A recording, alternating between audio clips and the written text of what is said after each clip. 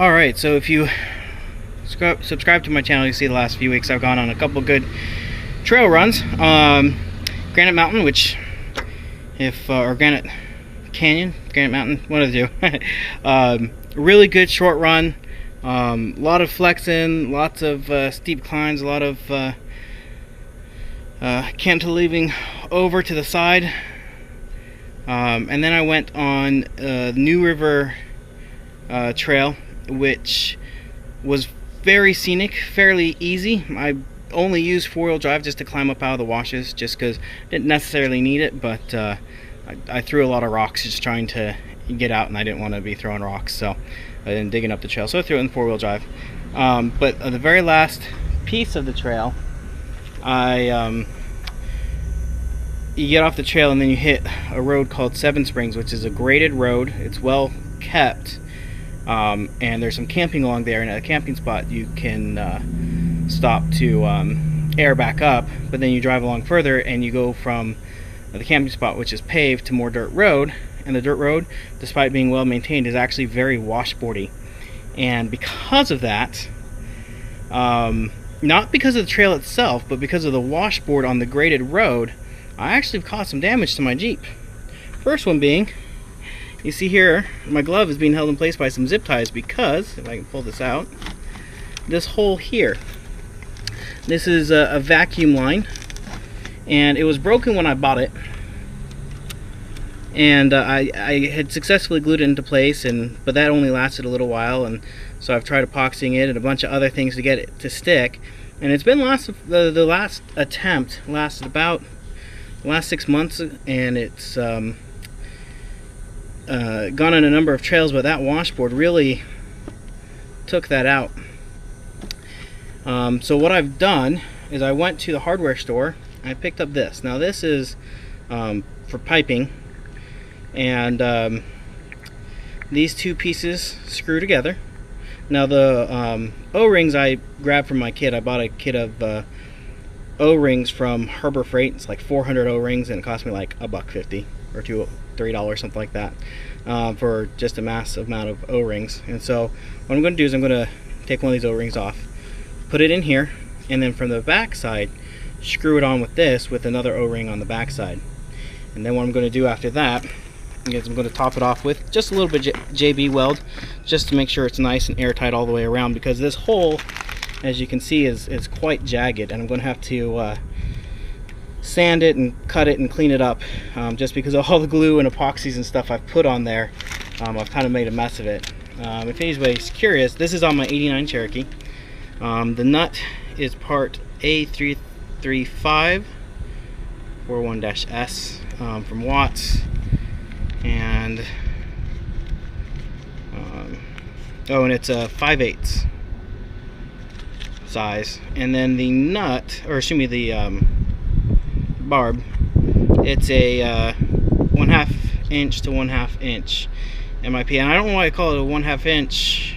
Maybe that's the interior diameter, not the exterior diameter, but the 5/8 is what fits on the outside, and it screws together. Sorry, I'm doing this one-handed. So there you go, screws together nice. And the other thing that I just literally noticed was this came loose. So I'm going to have to have some bigger screws that I'm going to throw in there, probably on both sides, because for a while I only had the one, and now it's gone. So that probably came out again on the washboard road, and was leaning up against my pump. So hopefully I didn't doesn't look like I caused too much damage to the fan blades. But this, when I came out just now, it was resting against the power steering pump, which isn't good. So plus it's not, with this gap here, it's not cooling anything with that gap. So that will be something I'll be tackling here in a few moments as well. So I'll combine the videos together into one, but I'll post an update once I get this all cleaned up and this epoxied in.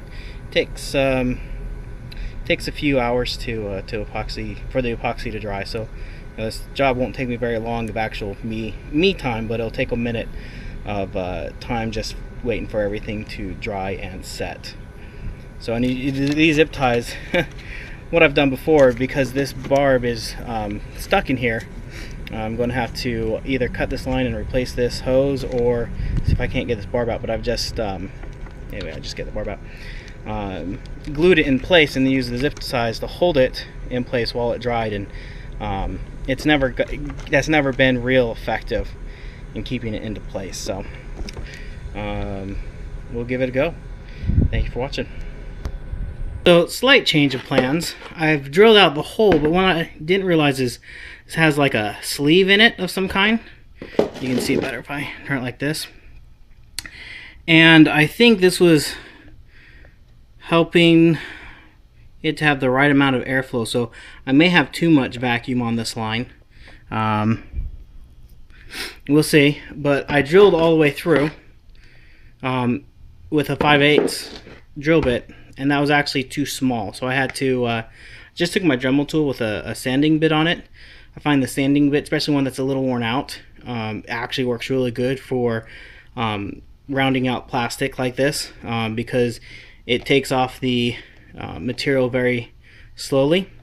But when I screw it in, and I won't do it now because I definitely need two hands, it doesn't go all the way through, and it just kind of, it's not quite flush with this. It's still it doesn't penetrate this sleeve on the inside. So this nut is, the nut's useless to me. But I got the hole just barely big enough, so this actually screws in, is nice and tight.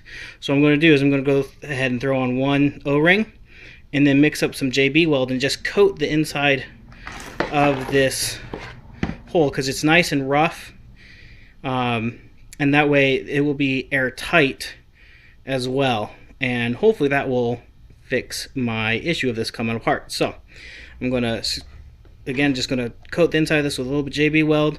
I'm going to screw this barb in with one washer on the outside.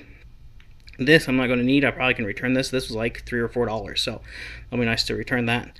And we'll go from there. Let the JB weld sit and then put it together.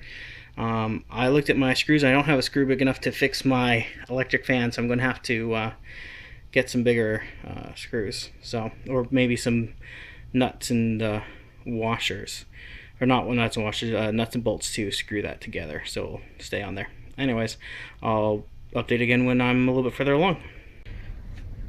Alright, so it's now sat for the required 15 hours.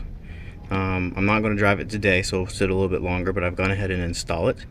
I did put JB weld, as I said, on the inside, and I screwed it in.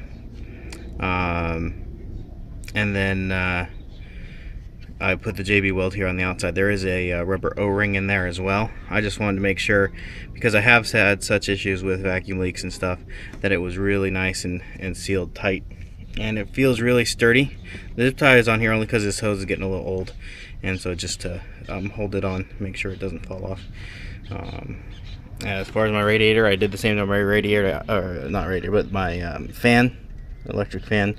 I don't have the right size nuts and bolts to screw in it and make it tight, so this is just temporary. I don't have any off-roading trips planned anytime soon, so just use these for now, since I don't ever hardly drive it. So there is that. So this will be the last piece of this video. If you have any questions, again, this is for my '89 Jeep Cherokee with the renix engine management system, and the vacuum lines are a bit of a mess on this. These are all brand new, if you see my other videos, just because I've had so much issues with the vacuum system. Again, thank you for watching and have a great day.